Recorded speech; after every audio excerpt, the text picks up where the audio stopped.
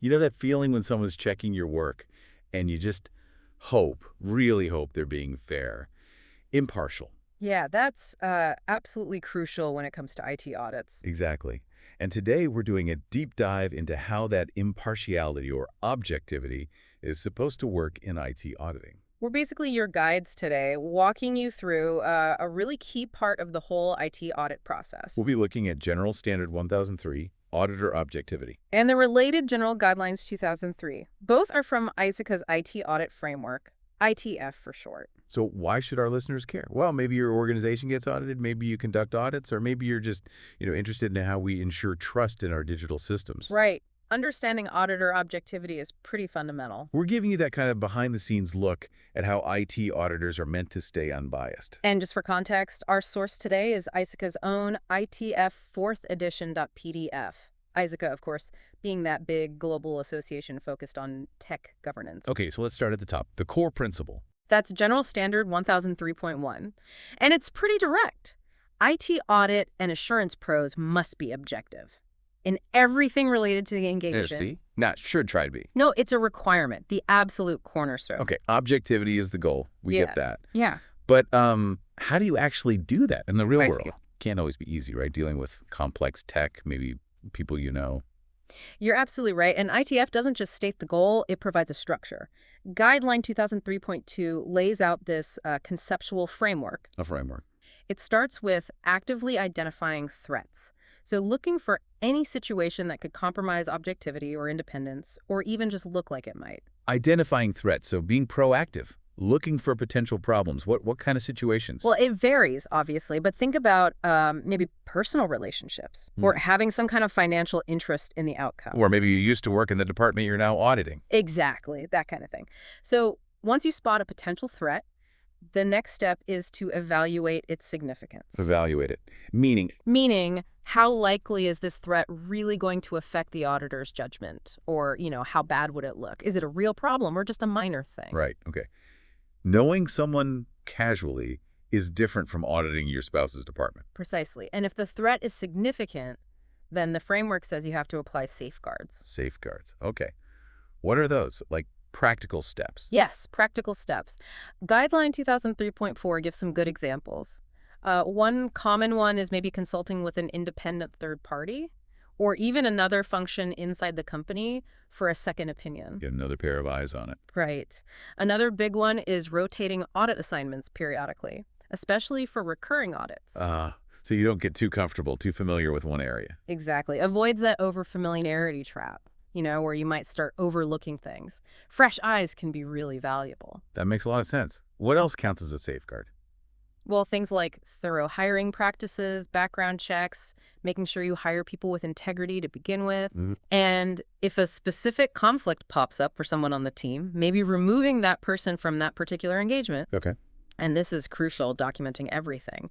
The threat you found, how you evaluated it, the safeguards you put in place. It all needs to be in the audit work papers and reported if necessary. So it's not just being objective, it's proving it, showing your work. Pretty much, demonstrating objectivity through process and documentation. Other things mentioned include independent peer reviews of the audit work. Having another auditor check things over. Yeah, or even having an independent observer sometimes during the audit. And some organizations even get external reviews of their final audit reports by, recognized third parties. Wow, okay.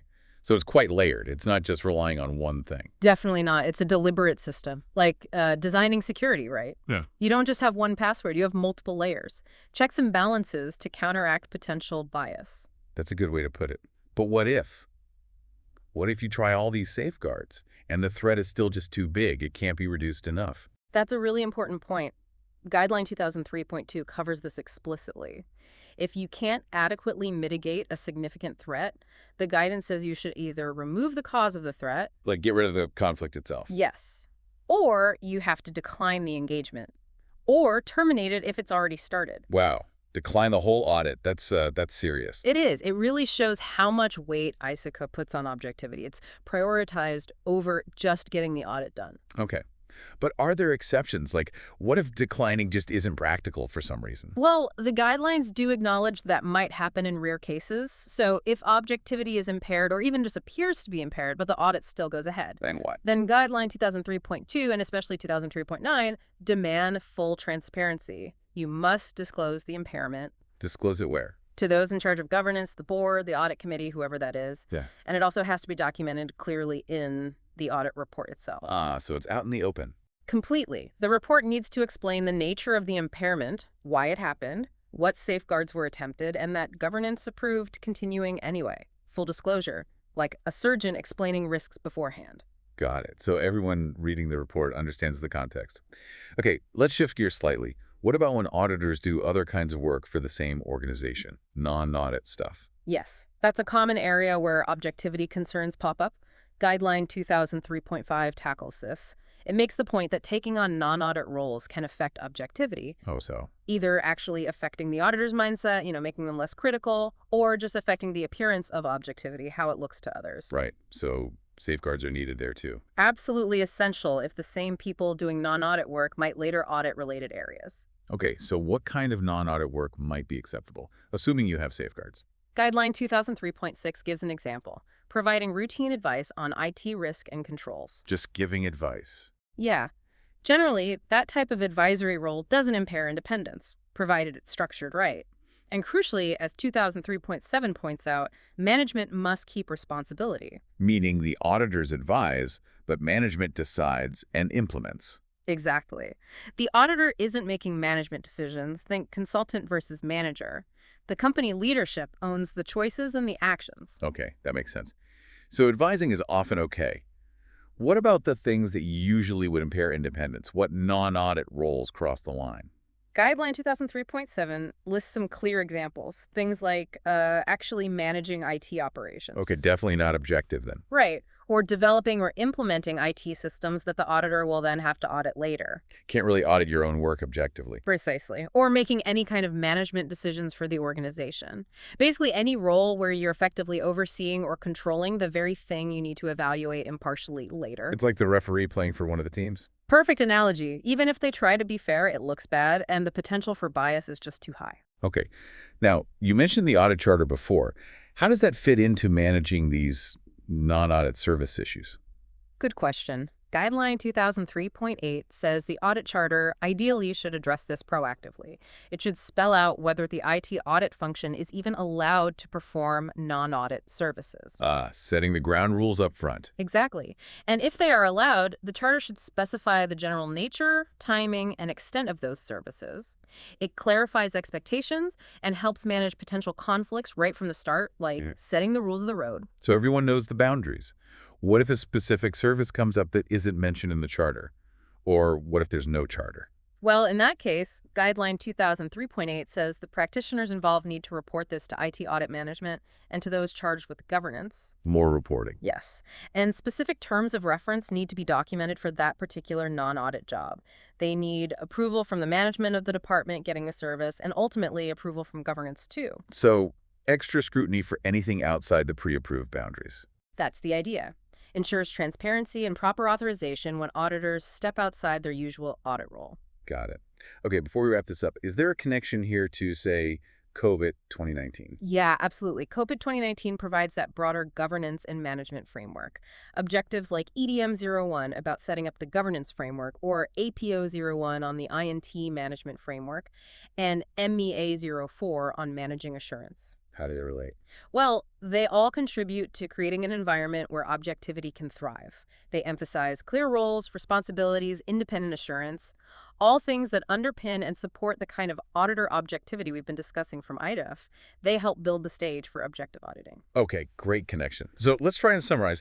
For listeners, what are the absolute key takeaways about auditor objectivity from these ITF standards? Okay, number one, objectivity isn't optional. It's fundamental for IT auditors. Right, mandatory. Two, ITF gives a clear, proactive framework about identify threats, evaluate them, mitigate them with safeguards. It's a process. Identify, evaluate, mitigate. Three, safeguards are crucial. Things like rotation, consultation, removing conflicts, good documentation. Lots of tools in the toolbox. Four, transparency is paramount.